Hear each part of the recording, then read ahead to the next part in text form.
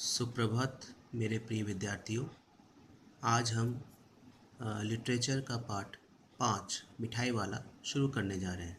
मैं आप लोगों का शिक्षक संदीप कुमार राय आप लोगों को इस पाठ में जो भी चीज़ें वो बताने जा रहा हूँ, इस पाठ को मैं समझाने जा रहा हूँ, तो सब लोग थोड़ा ध्यान से विषय को सुने। मिठाई वाला। बहुत ही मीठे स्वरों के साथ वह गलियों में घूमता हुआ कहता, बच्चों को बहलाने वाला, खिलौने वाला। इस अधूरे वाक्य को वह ऐसे विचित्र किंतु मादक मधुर ढंग से गाकर कहता कि सुनने वाले एक बार अस्थिर हो उठते, मतलब बेचैन हो जाते उसकी आवाज़ को सुनकर। उसके स्नेहाभिषिक्त कंठ से फूटा हुआ गान सुनकर निकट के मकानों में हलचल मच जाती। स्नेह से भरा हुआ उसका गला था, कंठ मतलब गला, और उसके आवाज़ को सुनकर आसपास के जो लोग थे उनके घरों में हलचल मच जाती।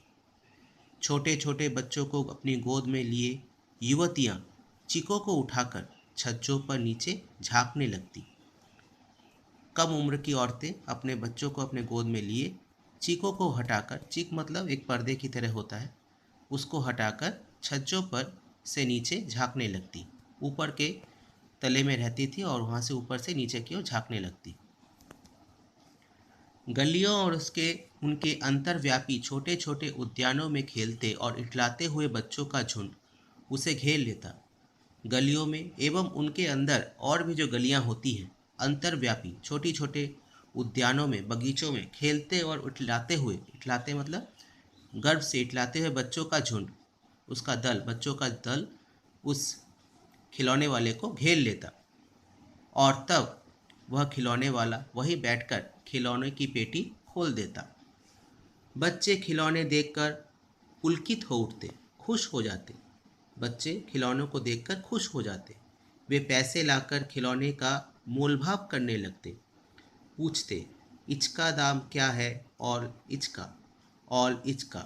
खिलौने वाला बच्चों को देखता और उनकी नन्ही नन्ही उंगलियों से पैसे ले लेता और बच्चों की इच्छा अनुसार उन्हें खिलौने दे देता। तो इस प्रकार से खिलौने वाला बच्चों को खिलौने देता जाता। खिलौने लेकर फिर बच्चे उछलने कूदने लगते और तब फिर खिलौने वाला उसी प्रकार गाकर कहता, बच्चों को बहलाने वाला, खिलौने वाला। सागर की हिलोर की भांति उसका यह मादक गान गली भर के मकानों में इस ओर से उस ओर तक लहराता हुआ पहुंचता और खिलौने वाला आगे बढ़ जाता। इस प्रकार उसकी जो गले की आवाज़ है वो सागर के हिलोर की भांति दूर दूर तक पहुंच जाता और दूर दूर तक उसकी आवाज़ सुनाई देती और इस तरह वो आगे बढ़ जाता। राय विजय बहादुर के बच्चे भी एक दिन खिलौने लेकर घर आए। वे दो बच्चे थे, चुन्नू और मुन्नू। चुन्नू जब खिलौने ले आया और तो बोला, मेरा घोड़ा कैसा सुंदर है। मुन्नू बोला, और देखो मेरा कैसा सुंदर है। दोनों अपने हाथी घोड़े लेकर घर भर में उछलने लगे। इन बच्चों की माँ रोहिणी कुछ देर तक खड़े खड़े उनका खेल निरखती रही। निरखती मतलब देखती रही। माँ भी खुश होकर उनके खेल को देखती रही। अंत में दोनों बच्चे अंत में दोनों बच्चों को बुलाकर उसने पूछा, अरे ओ चुन्नू मुन्नू, ये खिलौने तुमने कितने में लिए हैं। मुन्नू बोला, 2 पैसे में खिलौने वाला दे गया है।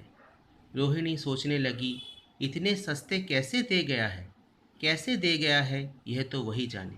तो रोहिणी को विश्वास नहीं हो रहा था कि इतने कम पैसे में कैसे वो खिलौने वाला खिलौने बेच गया, लेकिन दे तो गया है, इतना तो निश्चय है।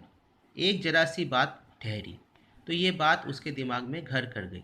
रोहिणी के दिमाग में ये बात घर कर गई। रोहिणी अपने काम में लग गई। फिर कभी उसे इस पर विचार करने की आवश्यकता भी भला क्यों पड़ती।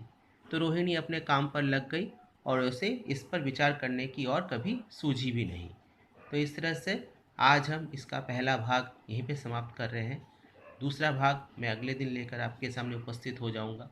तो इस तरह से आप इस पाठ को घर में अच्छी तरह पढ़ें, इसको समझने की कोशिश करें और अगर कोई प्रॉब्लम हो और समस्या हो तो कमेंट बॉक्स में कमेंट करें। ठीक है, तो आज के लिए इतना ही। धन्यवाद।